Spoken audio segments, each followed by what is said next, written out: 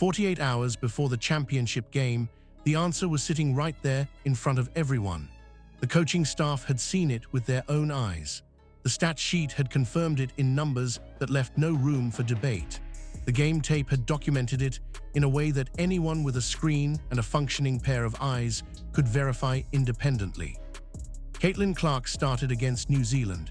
The result was a 55-point margin of victory. She shot 100% from inside the arc. She dictated the pace of the entire game.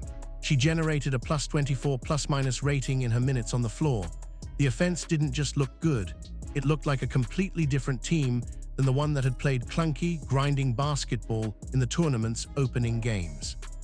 The formula was proven, the ultimate starting lineup had been unlocked, the data was collected, the hypothesis was confirmed.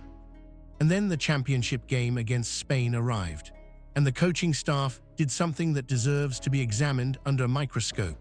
Not because it was surprising, the pattern had been building all tournament, but because what they said afterward revealed more about the internal politics of Team USA women's basketball than any anonymous source report ever could. They benched Caitlin Clark. They reverted to the veteran-heavy starting lineup.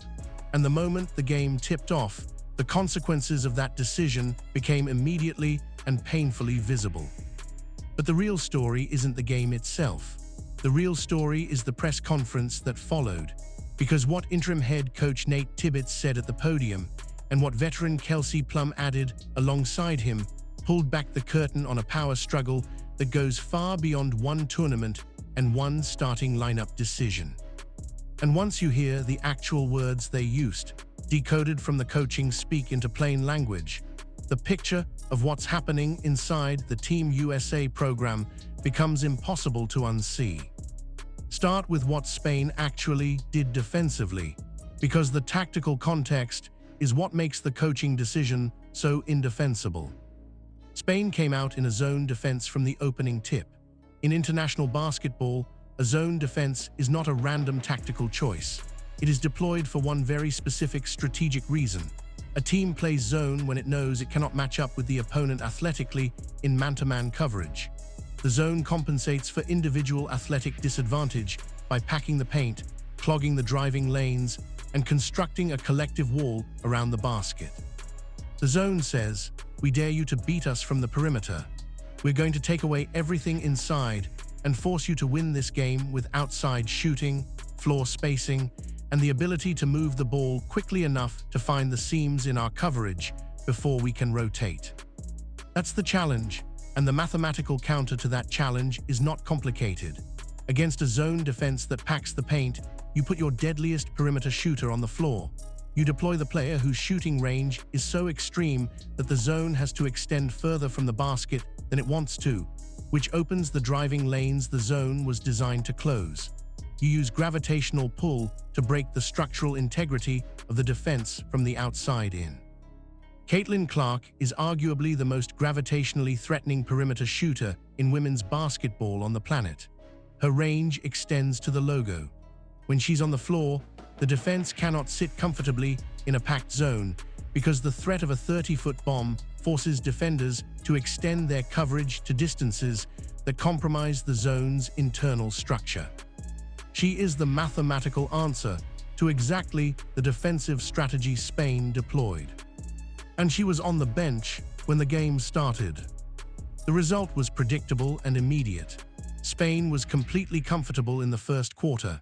They didn't have to worry about respecting a deep perimeter threat. They sat in their zone, clogged the paint, and turned the American offense into a sluggish, disjointed operation that looked nothing like the team that had demolished New Zealand 48 hours earlier. Tibbetts himself admitted it in the press conference. He said Spain came out and set the tone. But what he didn't acknowledge, what the entire establishment seems determined to avoid acknowledging, is that Spain only set the tone because Team USA voluntarily locked their ultimate tone setter on the bench. The decision to start a lineup of traditional slashing wings and methodical half-court point guards against a packed European zone was playing directly into the opponent's defensive game plan. It was the tactical equivalent of leaving your best weapon in the armory during the most important battle of the tournament. And the explanation offered afterward made everything worse. Nate Tibbetts stepped to the podium after the victory. Team USA did win the game 84-70, and a reporter gave him a clean, clear opportunity to acknowledge what everyone watching had already identified. The young stars had been the most impactful players of the tournament. Clark led the entire event in total points and total assists. The question was practically begging the coach to give credit where the numbers undeniably showed it was due. Instead, Tibbetts delivered a response that will be studied for years as a textbook example of how coaching establishments deflect accountability through language. He said he wasn't surprised or disappointed by anyone. He said everyone played like who they are. Then he pivoted to the phrase that stopped the basketball world mid-sentence. He said the coaching staff needed to look at different lineups, and that's why they needed those sample sizes. Sample sizes. He benched the tournament leader in total points. He benched the tournament leader in total assists. He benched the player who had just produced a 55-point blowout as a starter, and his explanation was that the coaching staff needed sample sizes. Let that reasoning sit for a moment and examine what it actually means in context. You conduct experiments in training camp. You explore different combinations during closed-door scrimmages where the results don't affect competitive outcomes. You look for sample sizes in preseason games where the stakes are low enough to justify the risk of suboptimal lineups. You do not treat the championship game of a FIBA World Cup qualifying tournament against the second-best team in your bracket, a sophisticated European squad with a specific defensive game plan designed to exploit your weaknesses, like a controlled laboratory experiment. The sample sizes Tibbetts claimed to need already existed. They had been collected over the course of the entire tournament. The coaching staff already had the sample of the veteran-heavy starting lineup from the first 2 games. That sample produced clunky, slow-paced, grinding basketball that consistently failed to generate the kind of offensive flow that separates dominant international teams from vulnerable ones. They already had the sample of Clark starting against New Zealand. That sample produced a 55-point masterpiece of offensive precision. The data was complete. The hypothesis had been proven. The answer was documented in box scores and game tape available to anyone willing to look. When a coach uses the phrase sample size to justify benching a generational offensive talent in a championship game, what he is actually communicating, stripped of the coaching speak, translated into the language of organizational reality, is something much more revealing. He is saying, we are afraid of disrupting the political hierarchy of this locker room. We are going to continue shuffling rotations to make sure the established veterans receive their guaranteed minutes, even if doing so actively undermines our offensive efficiency against the specific defensive scheme we are facing. Sample size is not a basketball term in this context. It is a bureaucratic smokescreen designed to cover a failure of competitive leadership. And the people watching, the fans, the analysts, the basketball community that has been tracking Clark's impact in every statistical category available, recognized it immediately for what it was. But Tibbetts wasn't the only person at that podium sending messages, and what the veteran next to him said added an entirely different dimension to the picture. Kelsey Plum was asked about the integration of the young superstars into the Team USA system. Clark, Paige Bueckers, Angel Reese, 3 players whose presence on the roster represents the future of American women's basketball. The question was straightforward. How has the process of incorporating them into the team gone? Plum's response was layered with phrasing that the basketball world recognized immediately, not because the words themselves were controversial, but because the specific language she chose carries meaning within the culture of professional locker rooms that extends well beyond the literal definition of the terms. She acknowledged their talent. She said they've played in big games before and they're not afraid of the moment. That part was generous and genuine, but then the coded messaging began. Be yourself within the team dynamic. Figure out how to pick your spots. Those phrases are not neutral observations about team basketball. In the context of a locker room with an established veteran hierarchy and incoming young stars who are generating more attention and producing more efficiently than some of the veterans ahead of them on the depth chart, those phrases carry very specific meaning. Pick your spots is the phrase that established veterans deploy when they want a younger player to defer. It translates directly to, "We know what you can do, but this is our team, and we need you to slow down and wait for the moments we designate as yours rather than creating your own." You do not tell Caitlin Clark to pick her spots. This is a player whose entire value proposition is built on the fact that she doesn't pick spots, she creates them. Her court vision operates at a level where she sees possibilities before they materialize. Her shooting range forces defensive adjustments that manufacture open looks for teammates who would never have those looks without her gravitational presence on the floor. Her transition pace transforms slow, methodical possessions into explosive scoring opportunities before the defense can set up.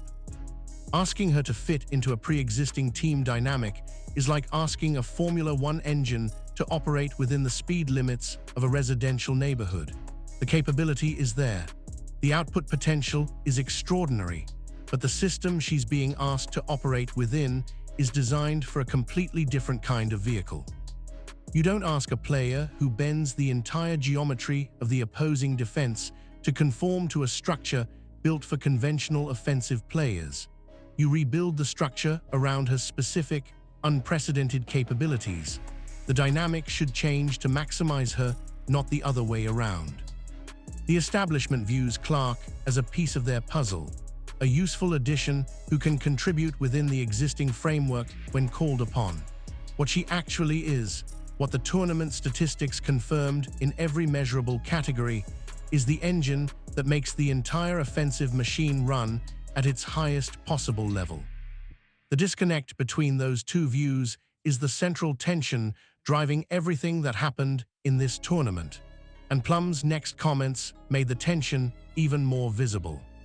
When asked about the veterans taking over the scoring in crucial moments against Spain, Carly Copper finished with 20 points, Plum herself finished with 18. Plum deployed the ultimate establishment buzzword: chemistry. She talked about gold medal experiences, about years of playing together, about behind-the-back passes from Chelsea Gray and the comfort that comes from shared history on the court. The implication was direct. The veterans closed the game because they have something the young players can't replicate: years of trust built through shared competitive experience.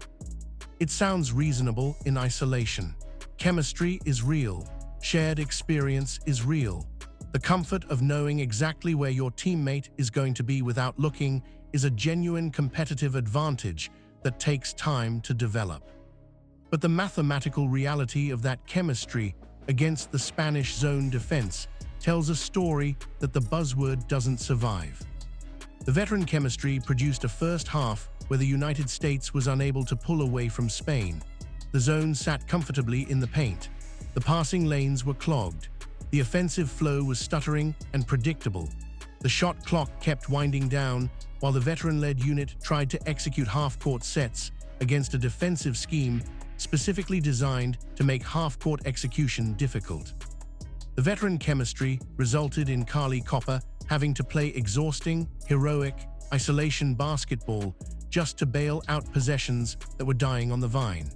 Copper was magnificent individually, but the fact that she had to resort to individual brilliance rather than benefiting from systemic offensive efficiency tells you something damning about the system she was operating within. What actually broke the Spanish zone wasn't years of chemistry. It was the 22-year-old point guard who came off the bench and immediately changed the way the defense had to operate. Clark played 22 minutes in the championship game. She scored 7 points. The establishment will look at that number and find confirmation of their position. See, she didn't take over the scoring. She wasn't the dominant individual performer. The system works without her being the primary option. But that reading requires ignoring an entire column of the box score, because Clark finished the game with 7 assists. She led the entire roster in playmaking. She committed only 1 turnover. In 22 minutes off the bench, coming into a game whose rhythm and flow had already been established by a lineup she wasn't part of, she generated more efficient offense through her passing than the starting unit had generated through its veteran chemistry during the stretches where the Spanish zone was doing exactly what Spain wanted it to do. She drew double teams. She manipulated defensive rotations with her eyes, looking one direction to freeze a defender, and then delivering the pass to the teammate the rotation left open.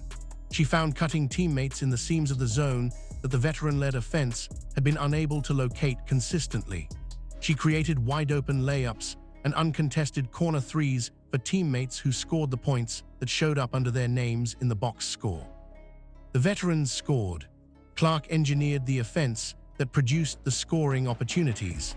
Those are 2 fundamentally different contributions, and understanding which one actually drove the result requires looking at the game honestly rather than through the filter of a predetermined hierarchy.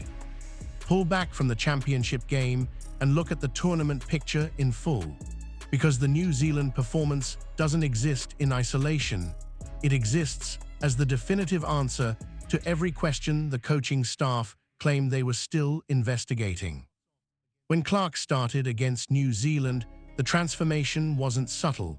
It wasn't a marginal improvement that could be attributed to opponent quality or game circumstances. It was a fundamentally different offensive identity. The pace changed, the floor spacing changed, the shot selection changed, the defensive attention the opposing team had to devote to the perimeter changed. Everything about how the American offense operated became faster, more creative, more unpredictable, and more dangerous. She shot 100% from inside the arc. Every shot she took inside went in. Her plus-minus of +24 meant the United States was outscoring the opponent by roughly a point per minute she was on the floor. The final margin was 55 points, the most dominant performance of the tournament by any measure available. That game wasn't a fluke. It wasn't the product of a weak opponent inflating numbers.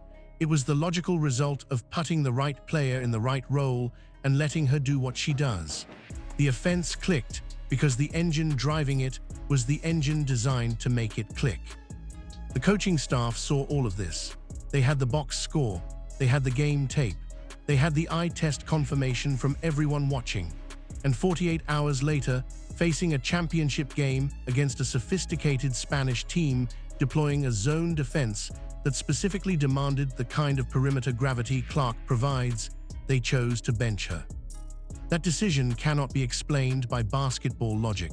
There is no tactical rationale that survives contact with the evidence that was already available. The only explanation that fits, the only framework that makes the decision coherent, is political. The coaching staff prioritized the comfort of the veteran hierarchy over the competitive advantage of their best lineup. They made a political choice disguised as a tactical one. And then they went to the podium and tried to justify it with language designed to make that political choice sound like responsible coaching process. Sample sizes is the phrase that gave it away, because the samples had already been collected. The coaching staff just didn't like the results.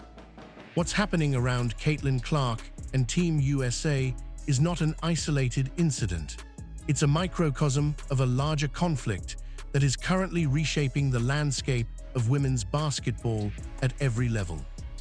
An established hierarchy built over years of incremental progress, of hard-won championships, of veterans who fought for the visibility and respect that the sport currently enjoys, is confronting the arrival of a generational talent whose skill set makes the existing power structure's preferred style of play less effective than the alternative she represents. The coaching staff is reluctant to hand Clark the keys to the offense because doing so would require admitting that the traditional systems they've built their careers on are no longer the optimal path to winning.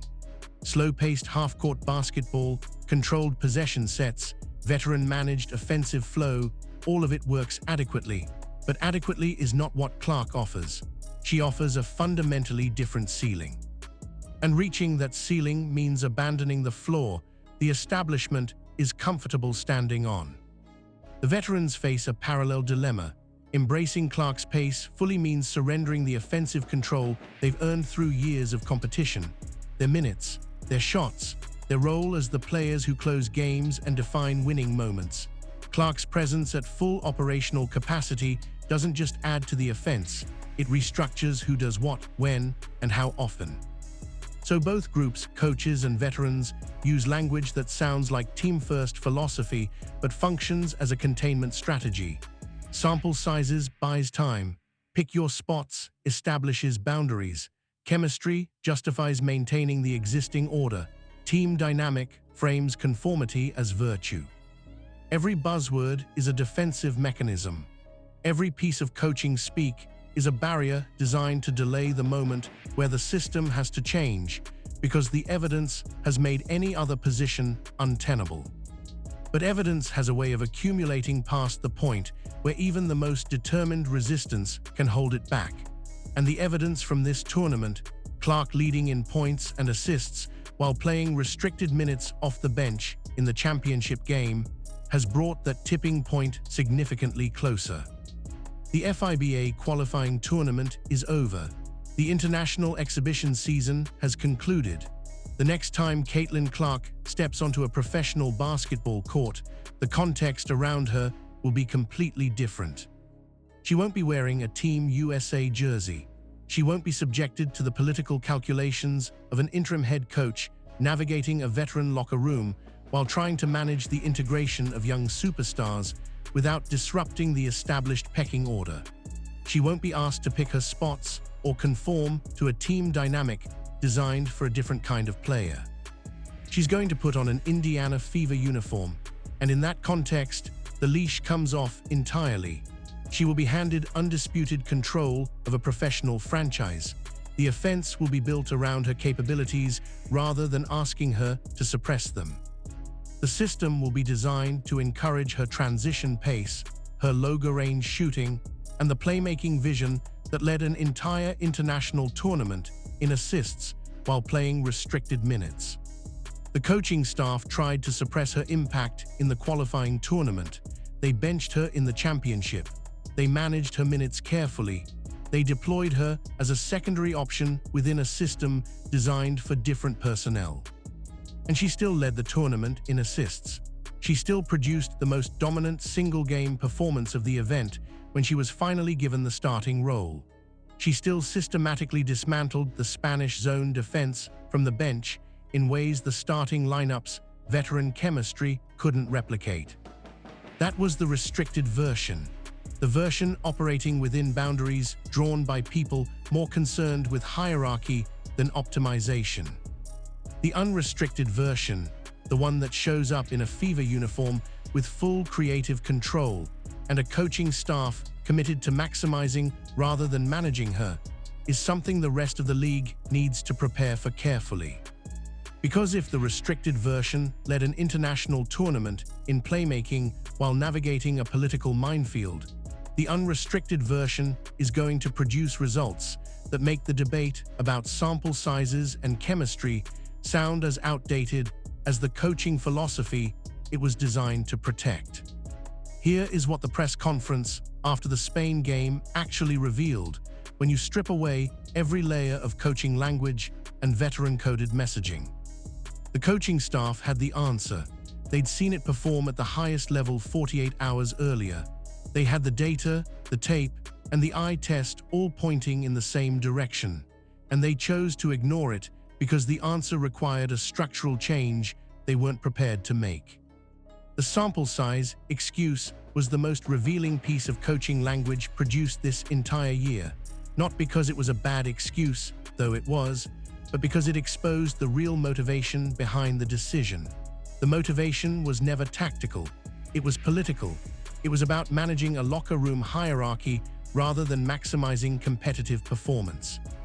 The chemistry defense from the veteran side was equally revealing, not because chemistry doesn't matter, it does, but because the chemistry being cited as a competitive advantage was demonstrably insufficient against a zone defense that a 22-year-old coming off the bench dismantled with 7 assists and 1 turnover in 22 minutes. The veterans scored the points. Clark engineered the offense. The box score shows one thing if you only look at the scoring column. It shows something completely different if you look at the full picture. And the full picture, from the New Zealand blowout to the Spain Championship to the tournament-long statistical dominance in categories that measure impact beyond individual scoring, tells a story that no amount of coaching speak can rewrite. Caitlin Clark is the most impactful offensive player on the Team USA roster. The tournament proved it statistically. The game tape proves it visually. The reaction of opposing defenses, packing zones, specifically designed to account for the possibility of her being on the floor, proves it tactically. The only people who haven't admitted it are the people inside the program whose positions of authority depend on not admitting it. But the excuses have an expiration date. The sample sizes have been collected. The chemistry has been tested against real defensive sophistication and found wanting without the playmaking engines supplementing it. The team dynamic has been exposed as a euphemism for maintaining a hierarchy that optimizes for comfort rather than performance.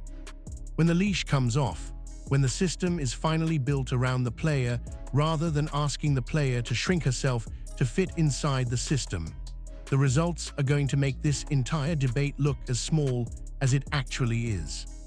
Because you don't put a silencer on the most dangerous offensive weapon in the sport and then act surprised when the offense can't generate enough firepower.